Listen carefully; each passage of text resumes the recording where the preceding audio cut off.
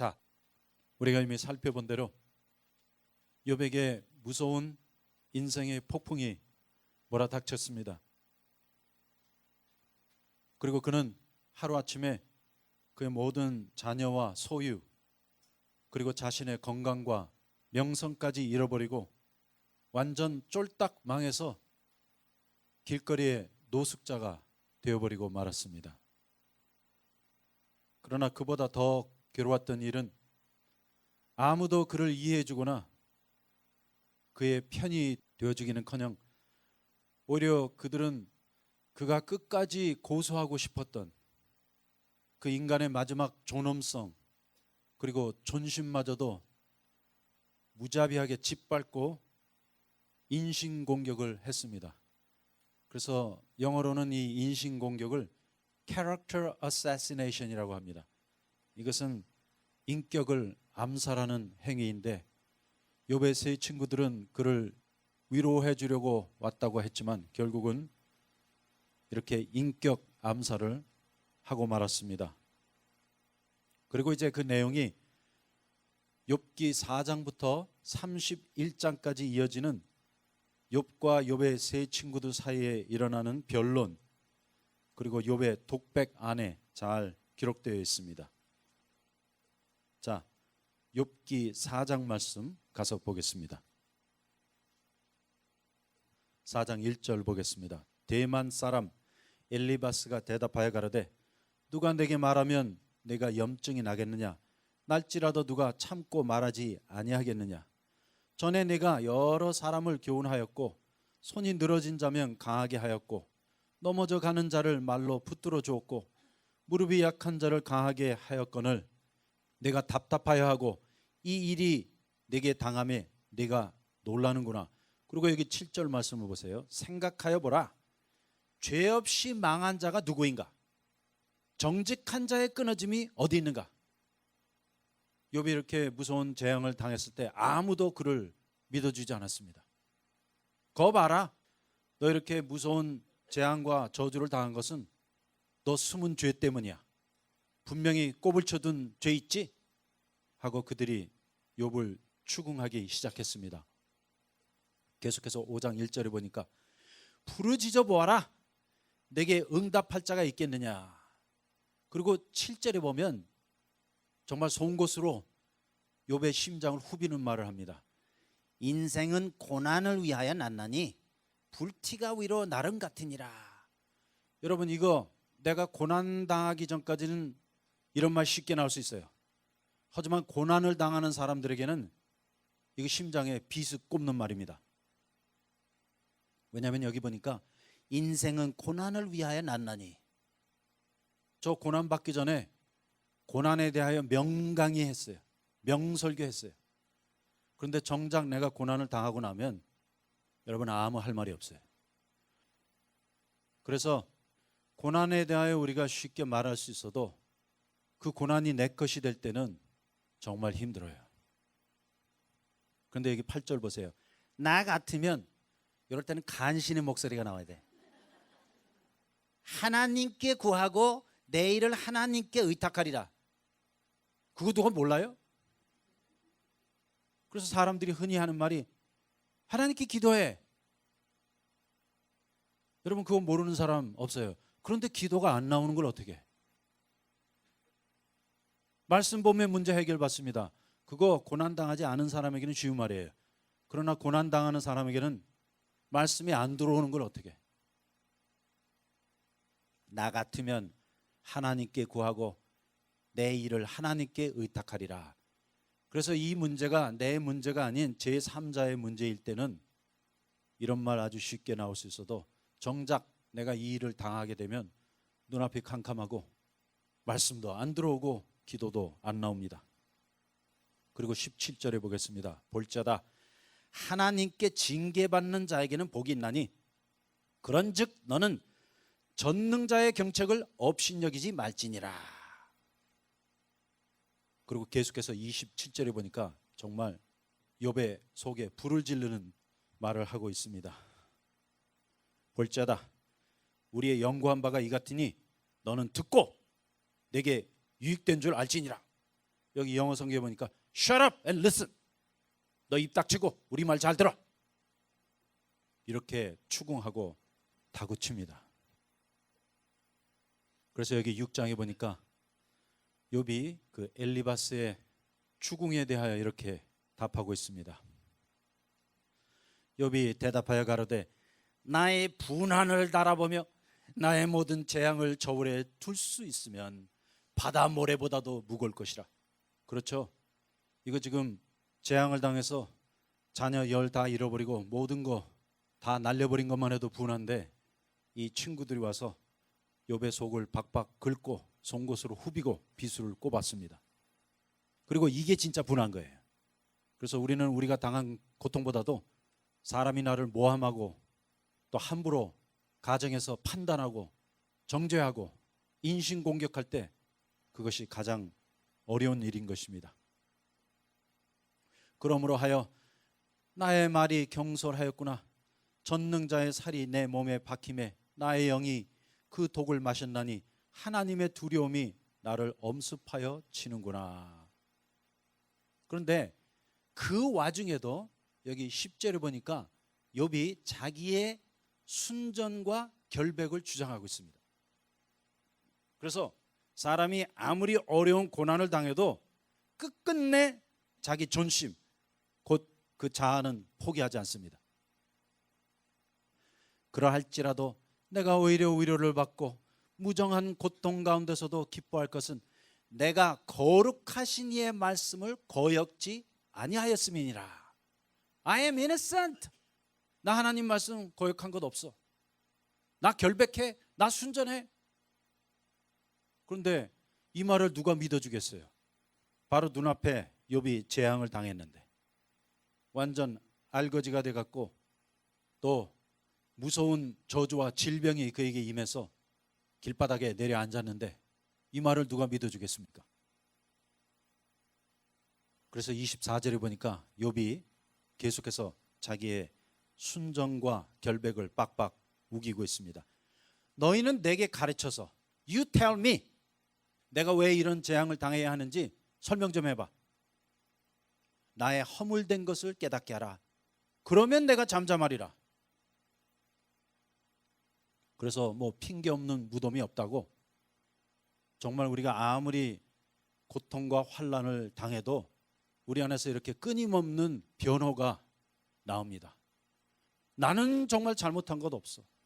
나는 정말 순전해. 그런데 그 말이 반은 맞고 반은 틀렸죠? 곧 욥에게 이러한 재앙이 닥친 것은 욥이 어떠한 특별한 죄를 지었기 때문이 아니라 하나님의 절대적인 주권과 섭리 아래서 이루어진 것입니다. 하지만도 욥의 존재를 살펴보건대 욥은 순전하거나 결백하지 못합니다. 왜냐하면 그도 존재적인 죄인이기 때문에. 그래서 여기 이렇게 욥이 순전을 주장하지만 그거 반 맞고 반 틀린 말이에요. 그런데 그러다가 이제 욥기 7장에 가서 보면 욥이 우울증에 빠집니다.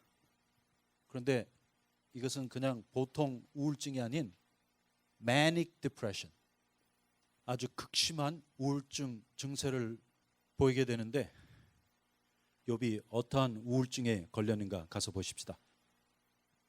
4절 내가 누울 때면 말하기를 언제나 일어날꼬. 이거 우울증 증세예요. 여러분 잠자리에 들 때 이거 깨지 않고 그냥 죽어버렸으면 좋겠다 그 뜻이에요. 언제나 밤이 갈고 낮이 와도 밤 같고 밤이 와도 낮 같고 이렇게 새벽까지 이리 뒤척 저리 뒤척 하는구나. 내 살에는 구더기와 흙조각이 의복처럼 입혔고 내 가죽은 합창되었다가 터지는구나. 나의 날은 배틀의 북보다 빠르니 소망 없이 보내는구나. 내 생명이 한 호흡 같음을 생각하소서 했는데 바로 전에는 욥의 친구들과 핏대를 올려가면서 변론했잖아요. 그러다가 이제 이렇게 우울증에 빠지게 되는 거예요. 그래서 우울증이 심하게 되면 조울증이 됩니다. 그것을 바이폴라 디스오더라고 하는데 한때는 이렇게 밑창에 떨어졌다가 욥이 자기 친구들과 변론하고 논쟁할 때는 기가 살아갖고 빡빡 우기면서 논쟁합니다. 그래서 이것을 소위 passive aggressive behavior라고 합니다. 제가 한국말로 이거 뭐라고 하는지 모르겠어요. 수동적 공격적 행동을 취하게 됩니다.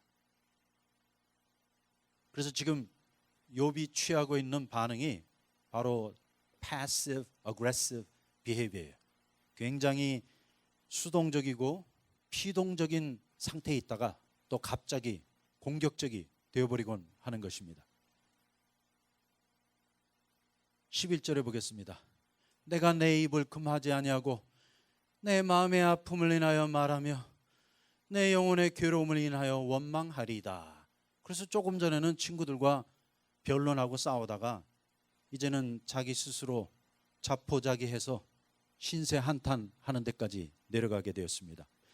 내가 내 생명을 싫어하고 항상 살기를 원치 아니하노니 나를 놓으소서 내 날은 헛것이니이다. 해서 이제 우리 우울증이라는 증세를 좀 살펴보십시다.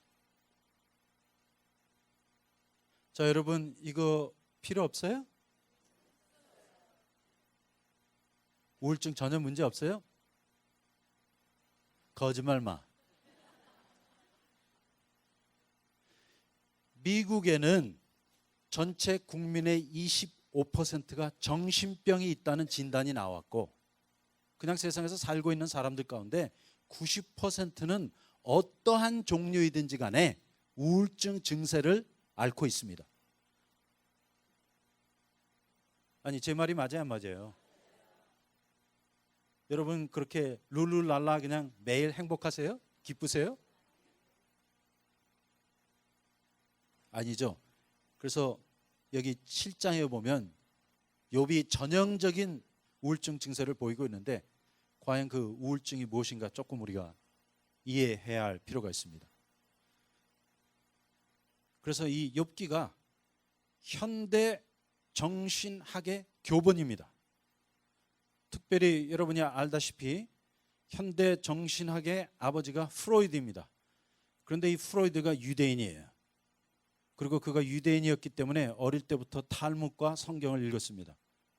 그러므로 현대 정신학이 욥기를 통해서 나왔다고 봐도 과언이 아닙니다. 그래서 이 모든 정신학 학자들이 욥기에 나타난 욥의 우울증, 또 욥의 정신적인 내면의 세계를 공부해서 소위 정신 분석학이라는 것이 나오게 된 것입니다.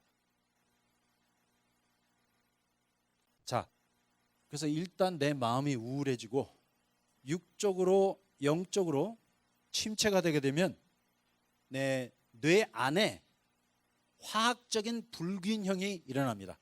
이것을 갖다가 케미컬 임밸런스라고 합니다. 우리 영혼의 상태가 좋고 내 마음이 기쁠 때는 이 뇌의 모든 화학적 반응들이 잘 일어나요. 그리고 그와 동시에 내 몸 안에 호르몬 분비에 문제가 생깁니다. 쉽게 말씀드리면 내 뇌의 작동에 문제가 생기고 우리 사람의 신경을 조종하고 있는 이 골 뒤에 있는 뉴런 셀이라고 하죠. 그 신경세포 자체에 문제가 생깁니다. 그래서 미국의 의학자들이 연구를 해봤더니 내가 극심한 고통을 당하거나 마음의 상처를 입을 때 우리가 가슴이 아프다는 말을 하는데 실제로 가슴이 아픈 사람이랑 심장 절개 수술을 한 사람이랑 비교해 봤더니 그 나타나는 반응과 현상이 똑같았다고 합니다. 쉽게 말씀드리면 내가 가슴이 찢어지는 듯이 아프다 하면 그거 심장 절개 수술한 것과 똑같은 영향이 내 몸에 미친다는 거예요. 그래서 이렇게 일단 우리가 영적으로 육적으로 또 정신적으로 침체되게 되면 우울하게 되면 뇌 안에 화학적인 불균형이 일어나게 되고 또 호르몬 분비에 문제가 생깁니다. 그리고 즉시 나타나는 현상이 실제적으로 뇌 세포가 죽어버립니다. 그리고 이렇게 우울증을 앓는 사람들 뇌를 MRI로 찍어봤더니 뇌가 줄어듭니다. 이거 진짜 일어나는 현상이에요. 그래서 내가 우울증에 걸렸다, 정신적인 고통이 있다고 하면 실제적으로 그 모든 영향이 내 몸 안에서 일어납니다. 그래서 우울증 걸리거나 정신적인 문제가 있는 사람들은 자꾸만 정신적으로 그거 고쳐주려고 하는데 이미 이 정도 단계까지 가면 뇌 이상이 온 거예요. 뇌가 쪼그라들어요. 그리고 이제 이때부터 심리적인 현상이 일어납니다. 첫 번째가 신세 한탄이에요. 신세 타령이에요. 그런데 그 내용이 여기 욥기 7장에 잘 나타나 있죠? 곧 내가 너무 한심해 보입니다. 또 내가 너무 불쌍해 보입니다. 그래서 이것을 우리가 자기 동정 혹은 자기 연민이라고 합니다. self-pity. 이 자기 연민에 빠져갖고 계속 자기만 들여다보는 거예요. 그런데 문제의 핵심은 우리 안에 있지 않습니다. 우리 자신을 십자가에 못 박고 주님 앞에 나가야 하는데 계속 자기만 들여다보고 있는 거예요. 그래서 이 자기 연민이라는 것은 자아의 핵심입니다. 왜냐하면 자아의 핵심이 곧 자기 사랑이에요. 물론 이럴 때는 자기가 불쌍해서 자기가 너무 안타까워서 자기 동정을 할지 몰라도 그 자기 동정을 하고 연민을 한다는 것은 결국 자기 자아를 사랑한다는 것입니다. 그래서 여기 푹 빠지게 돼요. 그리고 두 번째 현상은 사람이 모든 소망을 잃어버리게 됩니다. 아무 소망이 없어요. 살아야 될 이유가 없어집니다. 그래서 내 안에 있는 모든 의욕이 사라져버리고 특별히 소망이 없어져 버립니다. 그래서 자살하는 사람들을 연구해 보면 결국은 그들 안에 소망이 없기 때문에 자살하는 것입니다. 그래서 인간의 내면 세계 안에 이 소망이 얼마나 중요한지를 우리가 알아야 합니다. 그 마지막 잎새 하나 때문에 살아갈 수 있는 거예요. 그러므로 고린도전서 13장에 보니까 뭐가 나와요? 사랑이 나온다고 그러셨죠? 아니에요. 고린도전서 13장에 사랑뿐만 아니라 소망이 핵심을 이루고 있습니다. 그런즉 믿음, 소망, 사랑 이 세 가지는 항상 있을진데 하지만 오늘날 현대교회에서는 믿음과 사랑만 주장했던 거예요. 그리고 소망은 완전히 우리 신앙의 그림에서 사라져버리고 말았습니다. 그래서 저는 소망에 대해서 이야기하는 사람을 들어본 적이 없어요. 설교도 들어본 적이 없고. 그런데 놀라운 것은 우리가 철로역정이라는 책을 읽다 보면 이 기독교가 천국을 향하여 여행을 떠나잖아요. 그래서 그 길고 긴 또 험난한 여행을 다 끝마치고 이제 천국문을 들어가기 직전에 마지막까지 남아있던 기독교의 친구의 이름이 무엇입니까? 소망입니다. 그거 굉장히 중요한 말씀이에요. 그러므로 로마서 5장에 보니까 바울이 말씀하기를 우리에게 이 소망이 부끄럽지 아니하면 하나님의 사랑이 성령으로 말미암아 우리 마음 가운데 부어짐이니. 이 소망 굉장히 중요한데 어느 날 내 안에 소망이 없어져 버립니다. 그런데 잘 보세요. 우리가 시편에 보면 주여 나의 소망은 오직 주께 있나이다 했기 때문에 성경의 소망이라고 할 때는 이것은 주님이십니다. 그러므로 내가 무소망이 됐다, 내 안에 아무 소망이 없다 하는 것은 주님을 잃어버렸다는 증거예요. 그리고 세 번째, 이렇게 우리가 영적인 또 정신적이고 육적인 침체에 빠지게 되면 사람이 피동적이고 수동적인 상태에 들어가서 완전히 무기력해집니다. 그래서 여기 키워드는 내가 피동적이고 수동적이 되어버립니다. 이것을 영어로 패시비티라고 합니다. 그래서 마귀가 하는 일은 우리를 적극적인 상태에서 수동적인 상태로 만들어버립니다. 왜냐하면 이렇게 되면 사람이 완전히 무기력해져요. 그러나 성경은 항상 적극적입니다. 에베소서에 보니까 빛의 자녀들처럼 행하라. 다 적극체예요. 하지만 이러한 우울증으로 인해 사람이 완전히 침체되고 무기력해지고 맙니다. 그리고 바로 그럴 때 우리 존재가 무너지게 되는 것입니다. 그리고 이러한 상태에 들어가면 사람이 정말 죽지 못해서 사는 거예요. 그리고 이것은 살아있는 것이 아니라 겨우 생명만 유지하는 정도입니다. 그래서 자, 여기 세 가지 큰 문제가 나왔죠? 먼저는 자꾸만 자기만 들여다보게 만듭니다. 자기 연민. 두 번째는 모든 소망이 다 없어져 버립니다. 그리고 세 번째는 무기력해집니다. 그리고 이렇게 되면 정말 침대에서 내려올 수조차 없어요. 자기 방 안에 있는 이 커튼을 치울 만한 힘도 없어요. 그냥 깜깜한 데서 하루 종일 있게 되고, 그것이 대인 기피증, 무기력증, 그리고 자살 충동까지 이어지게 되는 것입니다. 그런데 더 놀라운 것은 이제 이 모든 과정이 사이클을 통해 나타납니다. 그래서 다시 우울증으로 돌아가요. 그래서 이것을 끊임없는 악순환이라고 하죠. 쉽게 말씀드리면 아까 우리가 살펴본 이 과정을 처음부터 또다시 한번 반복합니다. 그런데 두 번째 반복될 때는 이 증상이 악화가 됩니다. 그래서 이것이 우울증 증세예요. 그리고 오늘날 많은 기독교인들은 나는 괜찮겠지 하지만 대부분 그 증상의 정도 차이만 있다 뿐이지 다 이거 거치고 있습니다. 아니, 여러분들은 정말 문제 없으세요? 그런데 왜 이렇게 오리발들이 다 나와 있어? 하지만 이런 문제 해결받을 수 있습니다.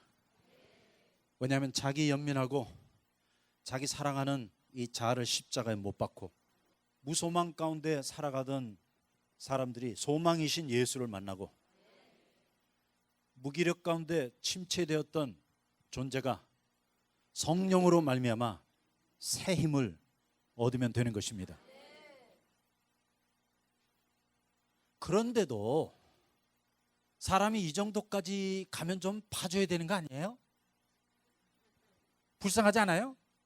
그런데 세상도 사람도 여러분을 가만두지 않을 것입니다. 그래서 사람이 무서운 거예요.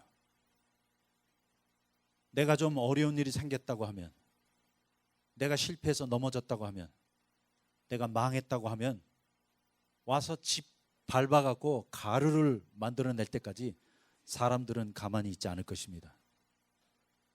그리고 이것이 세상의 본질이에요. 왜냐하면 이제 사람뿐만 아니라 세상도 여러분 가만두지 않아요. 이제 더 어려운 일들이 몰아닥치게 될 것이고 더 어려운 환경이 와서 완전히 나를 두 손, 두 발 바짝 들 때까지 몰아가게 될 것입니다. 자, 8장 가서 보면 여기 욥의 친구 빌닷이 와서 이제 또 욥의 아픈 가슴에 비수를 꽂고 있습니다. 1절 보겠습니다. 수아 사람 빌닷이 대답하여 가로되 내가 어느 때까지 이런 말을 하겠으며. 쉽게 말씀드리면 고통을 당하는 사람이 자기 고통을 표현할 기회도 주지 않아요. 어느 때까지 내 입의 말이 광풍과 같겠느냐.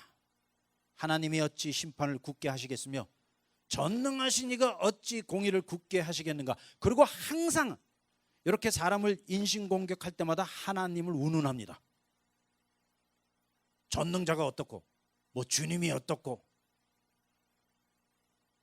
하지만 이것은 하나님의 마음을 잘못 이용하고 있는 것입니다. 그래서 욥기 42장에 가서 보면 하나님께서 엘리바스와 빌닷과 소발에게 너 욥에 가서 용서를 구하라고 명하셨습니다. 왜냐하면 우리가 계속 하나님의 이름을 빙자해 갖고 다른 사람들에게 고통을 주는 거예요.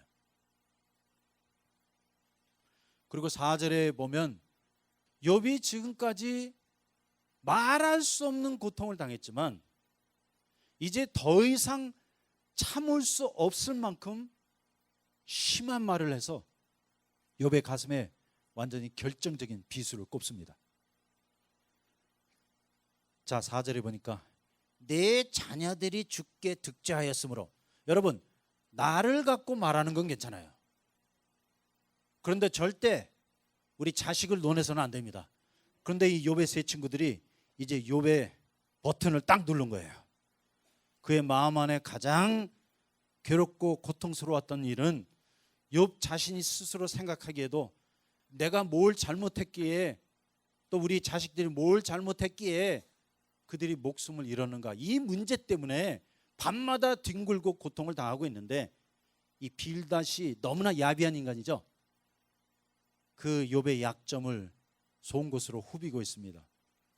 내 자녀들이 죽게 득죄하였으므로 주께서 그들을 그 죄에 붙이셨나니 내가 만일 하나님께 부지런히 구하며 전능하신 이에게 빌고 또 청결하고 정직하면 정녕 너를 돌아보시고 내 의로운 집으로 형통하게 하실 것이라. 이거 정말 해도 너무한 거 아니에요? 그런데 이것이 인간의 한계예요. 이것이 관계의 한계예요. 그러므로 우리는 누구도 의지해서는 안 됩니다. 또 의지해봤자 국물도 안 나와요. 사람에게 기대할 만한 것은 아무것도 없습니다. 상처와 고통밖에 없어요. 그런데 참 놀라운 것은 여러분, 독종에게는 독종을 붙여주십니다.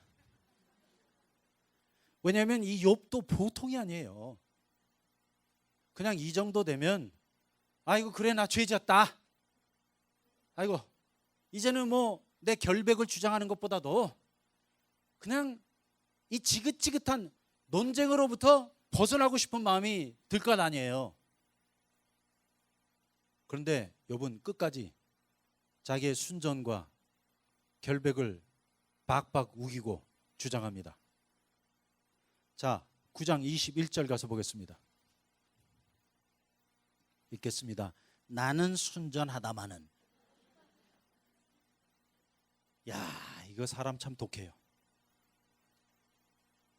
그래서 제가 지난번에 말씀드렸잖아요. 결백하지도 않은데 자기의 결백을 위장하기 위하여 자살한 그 며느리 이야기. 나는 순전하다마는 내가 나를 돌아보지 아니하고 내 생명을 천히 여기는구나. 이 일이 다 일반이라. 그러므로 나는 말하기를 하나님이 순전한 자나 악한 자나 멸망시키신다 하나니. 그리고 35절도 가서 보겠습니다. 그리하시면 내가 두려움 없이 말하리라. 그 다음에 하는 말을 보세요. 나는 본래 그런 자가 아니니라. I am innocent. I'm a good person. 나 좋은 사람이야. 나 절대 그렇게 나쁜 사람 아니야. 자식 10명 다 잃어버리고 알거지가 돼갖고 악창이 걸려서 기와 조각으로 피가 나도록 몸을 팍팍 긁으면서도 나는 그런 사람이 아니야, 이거 주장하고 싶은 거예요. 이것이 인간의 자아의 극치입니다. 쉽게 말씀드리면 인간의 존재는 아무리 망하고 다 죽을 상황까지 가도 나라는 존재밖에 안 보여요. 그리고 그 잘난 존심 끝까지 한번 지탱해 보려고 발버둥을 칩니다. 그리고 10장 1절에 가서 보면 이제 욥이 견디다 못해 주님께 질문하고 있습니다. 내 영혼이 살기에 곤비하니 내 원통함을 발설하고 내 마음에 괴로운 대로 말하리라. 내가 하나님께 아뢰오리니 나를 정죄하지 마옵시고 무슨 연고로 나로 더불어 쟁변하시는지 나로 알게 하옵소서 했는데, 여기 11장에 보면 이제 또 엘리바스 지나고 빌닷 지났더니 개발이 나와서 하는 말이, 내 말이 내 돈은 정결하고 나는 주의 목전에서 깨끗하다 하는구나. 너 너무 교만해. 그래서 여러분, 사람들이 싸우다가 말이 안 되면 나오는 말이 뭐예요? 너 영적으로 너무 교만해. 지금 이 수법 쓰고 있는 거예요. 그리고 6절에 보니까 지혜의 오묘로 내게 보이시기를 원하노니 이는 그의 지식이 광대하심이니라. 너는 알라. 하나님의 벌하심이 내 죄보다 경하니라. 너 지금까지 재앙받은 거 이거 아무것도 아니야. 너 더 커다란 재앙 받아야 돼. 이럴 때는 그냥 귀셔대기를 한대요. 올려주고 싶어. 그런데 사람들이 정말 이런 말을 한다니까요. 내 손에 죄악이 있거든 멀리 버리라. 불의로 내 장막에 거하지 못하게 하라. 아니 여러분, 자식 열이 있고 양 7천, 약대 3천, 소 500결이, 암나귀 500 잃어버리고 악창 걸려서 길바닥에 알거지로 내려앉은 사람이 죄악이 있으면 무슨 죄악이 있겠어요. 이제 다 쫄딱 망했는데 뭐 어떻게 죄질 만한 마음의 여유도 없어요. 그런데 요 소발이 하는 말이 내 손에 죄악이 있거든 멀리 버리라. 이렇게 사람의 마음을 이해해 주지 못합니다.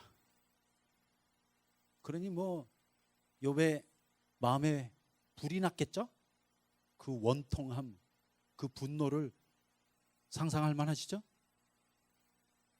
그래서 이제 여기 12장에 가면 욥의 반응이 나오는데, 이때부터는 욥의 마음이 비틀려져요. 그래갖고 아주 비꼬는 반응이 나옵니다. 자, 1절 보겠습니다. 욥이 대답하여 가로되 너희만 참으로 사람이구나. 요거 현대말로 바꿔드리면 뭐예요? 그래 너 잘났다 이 새끼들아. 너희가 돼지면 지혜도 같이 죽겠구나. 아니 제가 지금 거짓말하는 거 아니죠? 성경에 바로 그 말씀이 있죠? 너희도 죽으면 지혜도 죽겠구나. 그리고 13장 2절에 가서 보니까 너희 아는 것을 나도 다 아노니 너희만 못한 내가 아니니라. 너희들 잘난 척하지 마.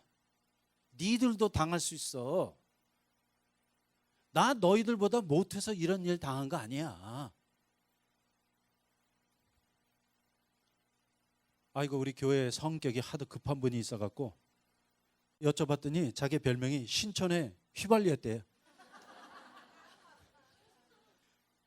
그랬더니 옆에 있던 집사님이 하시는 말씀이 야 나는 영등포의 신나였어 그러시는 거예요. 정말 이 욥기 재밌죠? 그래서 현대 정신학이 다 욥기에서 나왔다니까. 그런데 정말 이 정신 분석학이 나올 만하죠? 그래서 이 욥기에 나오는 욥과 모든 등장인물들을 다 연구해 보면 정신 분석학이 다 풀려요. 이 사람의 심리 상태가 이 말씀 안에 그대로 들어있습니다. 자, 계속해서 13장 4절 가서 보겠습니다. 너희는 거짓말을 지어내는 자여 다 쓸데없는 의원이니라.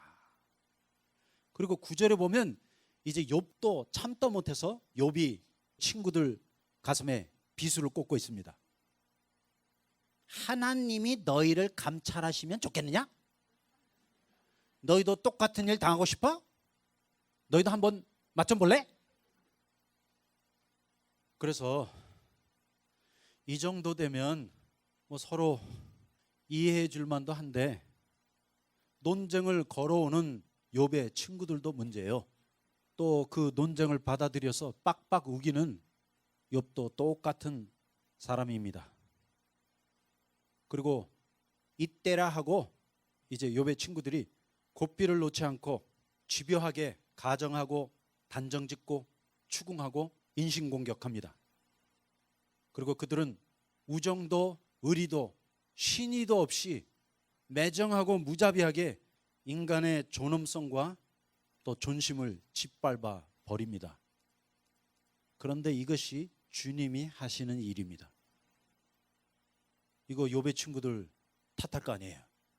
왜냐하면 나의 자아가 이만큼 무섭기 때문에 이 정도로 무정하게 또 무자비하게 짓밟아 놓지 아니하고는 죽지 않습니다. 내가 이만큼 독종이고 나라는 존재가 이만큼 무서운 것입니다. 자, 15장 6절에 가서 보면 이제 엘리바스가 계속해서 욥을 공격하고 있습니다. 너를 정죄한 것은 내가 아니요 내 입이라. 내 입술이 너를 쳐서 증거하였느니라. 그리고 25절에 보니까 이는 그 손을 들어 하나님을 대적하며 교만하여 전능자를 배반함이니라.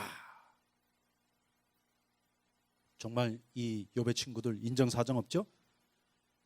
그리고 계속해서 16장에 가서 보면 이제 욥이 1절에 이렇게 반응하고 있습니다. 욥이 대답하여 가로되 이런 말은 내가 많이 들었나니 너희는 다 번뇌케 하는 안위자로구나. 너희는 위로자로 나를 찾아온 것이 아니라 나를 번뇌케 하고 괴롭히려고 온 것이라고 여기 말하고 있습니다. 그리고 16절에 그는 계속 자기의 순종과 결백을 주장하고 있습니다. 내 얼굴은 울음으로 붉었고 내 눈꺼풀에는 죽음의 그늘이 있구나. 그러나 내 손에는 포악이 없고 나의 기도는 정결하니라. 그러고 나서 이제 17장에는 욥이 다시 또 우울증에 빠지는 거예요. 그래서 한 번은 패시브하고 또 한 번은 어그레시브합니다. 패시브 어그레시브 비헤이비어, 수동적 공격 행동으로 들어가는 것입니다. 17장 1절 보겠습니다. 나의 기운이 쇠하였으며 나의 날이 다하였고 무덤이 나를 위하여 예비되었구나. 13절 내 소망이 음부로 내 집을 삼음에 있어서 침상을 흑암에 베풀고 무덤더러 너는 내 아비라 구더기더러 너는 내 어미 내 자매라 할진대 나의 소망이 어디 있으며 나의 소망을 누가 보겠느냐. 흙 속에서 쉴 때에는 소망이 음부 문으로 내려갈 뿐이니라. 자, 지금 이 그림 나왔습니까? 나왔어요. 그래서 자기 연민, 무소망, 무기력 상태로 완전히 전락해서 밑에 떨어져 버리고 말았습니다. 그리고 이제 18장에 보면 이 또 빌닷이 나타나네. 그래서 21절에 보니까 불의한 자의 집은 이러하고 하나님을 알지 못하는 자의 처소도 이러하니라. 너 집안 그렇게 쫄딱 망한 거 불의해서 그런 거야. 분명히 숨은 죄 있지? 아, 정말 이 친구들도 지독해요. 그래서 욥이 이렇게 변론에 변론을 거듭하다가 드디어 진리를 깨닫게 됩니다. 그래서 사람이 진리를 깨달을 때는 이러한 사람들과의 갈등을 통해서만 이루어집니다. 자, 19장 1절 가서 보겠습니다. 욥이 대답하여 가로되 너희가 내 마음을 번뇌케 하고 말로 꺾기를 어느 때까지 하겠느냐. 너희가 10번이나 나를 꾸짖고 나를 학대하고도 부끄러워하지 아니하는구나. 이것을 갖다가 verbal abuse라고 합니다. 말로서 하는 학대를 욥이 지금까지 받았죠. 7절에 보니까 내가 포악을 당한다고 부르짖으나 응답이 없고 간구할지라도 신원함이 없구나. 나의 형제들로 나를 멀리 떠나게 하시니 나를 아는 모든 사람이 내게 외인이 되었구나. 20절 보겠습니다. 내 피부와 살이 뼈에 붙었고 남은 것은 겨우 이꺼풀 뿐이로구나. 나의 친구야, 너희는 나를 불쌍히 여기라.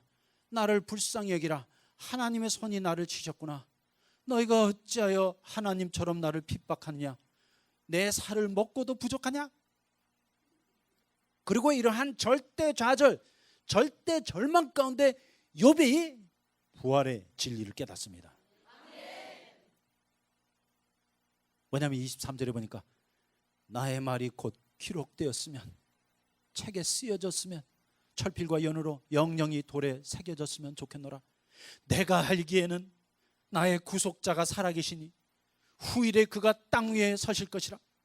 나의 이 가죽 이것이 썩은 후에 내가 육체 밖에서 하나님을 보리라. 내가 친히 그를 보리니 내 눈으로 그를 보기를 외인처럼 하지 않을 것이라. 내 마음이 초급하구나. 그러므로 욥은 이 고통의 절정에서 부활의 진리를 깨닫게 됩니다. 그래서 우리가 이렇게 완전 좌절, 완전 절망 가운데 떨어져서 사형 선고 받을 때 십자가에 달려 죽으신 주님을 만나게 되고, 또 죽음을 이기시고 부활하신 주님의 새 소망을 체험하게 됩니다. 그래서 무엇이든지 끝까지만 가면 주님을 만날 수 있습니다.